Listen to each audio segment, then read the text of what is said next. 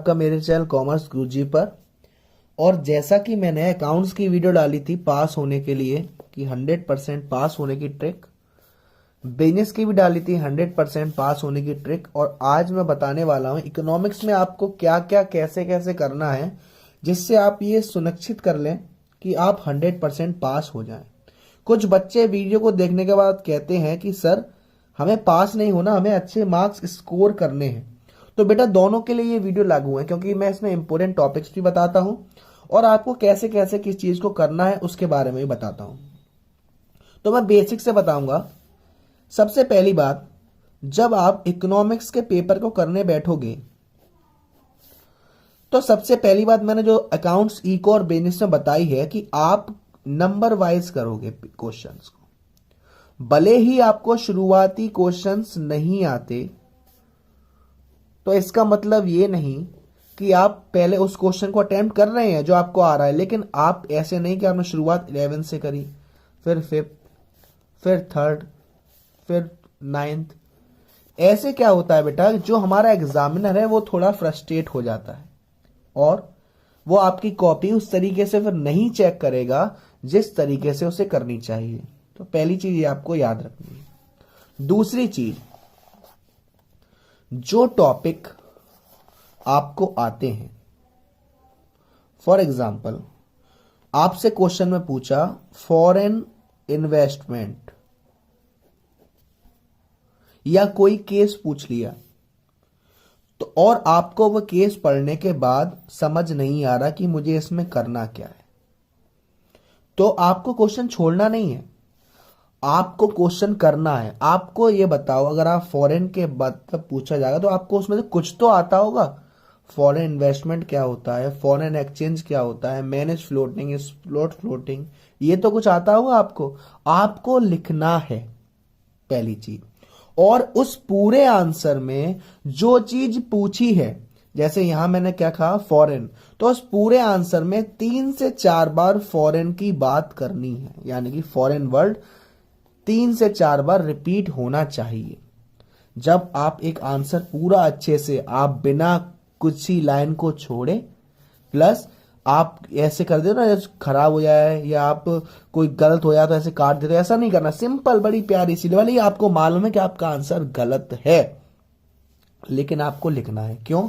जब आप आंसर लिखोगे तो क्या होता है, फॉर एग्जाम्पल 3 नंबर का आंसर था आपका और आपने गलत लिखा है, लेकिन जैसे ही आप लिखोगे तो मास जो हमारा एग्जामिनर होता है वो क्या करता है, कभी कभी आपका क्वेश्चन नहीं पढ़ता, बस हेडिंग देखता है कि इसमें वही लिखा है या नहीं। और क्योंकि मैंने बताया कि आपको फॉरेन वर्ड 3 से 4 बार रिपीट करना है तो वो आपको मार्क्स जरूर देगा। क्लियर है? मैंने क्या कहा, जो भी क्वेश्चन है आपको नहीं आता, मैं कह रहा हूं आपको वो क्वेश्चन नहीं आ रहा तो पहली बार छोड़ना नहीं है, क्योंकि कुछ नहीं से कुछ सही करना है। आपको पूरी लाइन पढ़े, कुछ वर्ड तो ऐसा होगा जो आपको थोड़ा बहुत आता होगा, वो आपको लिखना है। कुछ टॉपिक्स इकोनॉमिक में इतने इंपॉर्टेंट हैं जो आपको पढ़ने ही पढ़ने हैं। मैं शुरुआत करूंगा मैक्रो से। तो मैक्रो में आपको इन्वेस्टमेंट मल्टीप्लायर और मनी मल्टीप्लायर आना चाहिए।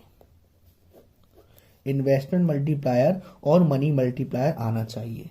नेशनल इनकम निकालना नहीं आए, लेकिन जो कन्वर्जन होता है GDP MP, GNP MP, NDPFC एनपीएफपी, वो आना चाहिए।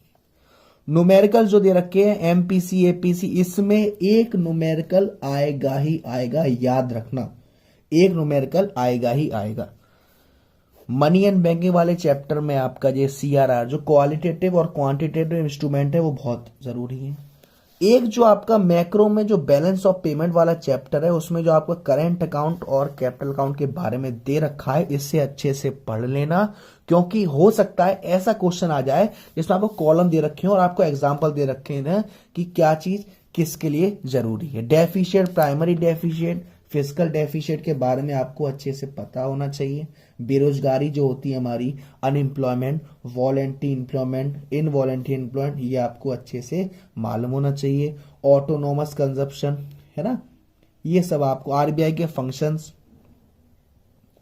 आरबीआई के फंक्शंस है ना, डायरेक्ट टैक्स, इनडायरेक्ट टैक्स, ये कुछ मैं ऐसे पॉइंट बता रहा हूं जो आपको आने ही आने चाहिए। एमपीसी, एक आपने ये फॉर्मूला देखा होगा सी बार वाला, कंज्यूमर इक्विलिब्रियम टाइप, है ना, ये आपको आना चाहिए। इससे सी एक न्यूमेरिकल आएगा ही आएगा, है ना। बात करूं डेवलपमेंट की, तो डेवलपमेंट में दो केस जैसे कि जीएसटी और डीमोनेटाइजेशन के बारे में आपको पढ़ना ही पढ़ना है। प्लस आपको क्या करना है, जो हमारे सेक्टर हैं, agriculture sector, occupation sector, industrial sector, जो शुरुआत में पहले चैप्टर में थे, वो आपको जरूर पढ़ना ही पढ़ना है। ऑर्गेनिक फार्मिंग क्या होती है, क्रॉप रोटेशन क्या होता है, फॉरेन इन्वेस्टर को हम कैसे अट्रैक्ट कर सकते हैं, पॉवर्टी में एब्सोल्यूट पॉवर्टी, रिलेटिव पॉवर्टी कैसे होती है, पॉवर्टी लाइन कैसे कहते हैं, सस्टेनेबल डेवलपमेंट बहुत ही ज्यादा इंपॉर्टेंट है। हो सकता है आपसे लिबरलाइजेशन, ग्लोबलाइजेशन, प्राइवेटाइजेशन के बारे में कुछ विस्तार में पूछ ले, है ना, प्राइमरी सेक्टर्स वगैरह, है ना। लास्ट वाला जो चैप्टर है आपका development India, China and Pakistan, इसके बारे में डेवलपमेंट इंडिया में कैसा हुआ, चाइना में कैसा हुआ, पाकिस्तान में कैसा हुआ, ये तो इंपॉर्टेंट चीज है जो आपके पेपर में आएगी ही आएगी, देख लेना। लेकिन ट्रिक क्या याद रखनी है कि सर फॉर एग्जाम्पल मैं एक क्वेश्चन आपके सामने रिपीट कर रहा हूं कि discuss the tax reform initiated by India under the liberalisation resources. Discuss the tax reform initiated by India under the liberalisation measures. अब मैंने कहा आपको ये क्वेश्चन नहीं आ रहा, लेकिन अब आपको इस क्वेश्चन में रिफॉर्म्स तो मालूम होगा, या टैक्स के बारे में तो मालूम होगा, या लिबरलाइजेशन के बारे में तो मालूम होगा। इन तीनों में से किसी के भी बारे में लिख देना, लिख के जरूर आना, मार्क्स मिलने की गारंटी रहेगी, मार्क्स जरूर मिलेंगे। इस ट्रिक को याद रखना, कोई भी क्वेश्चन छोड़ना मत, करके जरूर आना। क्लियर है? ठीक है।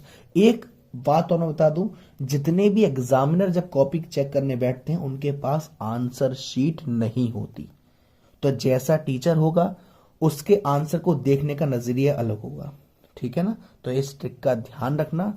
वीडियो को एंड तक देखने के लिए शुक्रिया। वीडियो को लाइक करें, शेयर करें। अगर अब तक गुरुजी को सब्सक्राइब नहीं किया है तो आप कर दें। Thank you so much.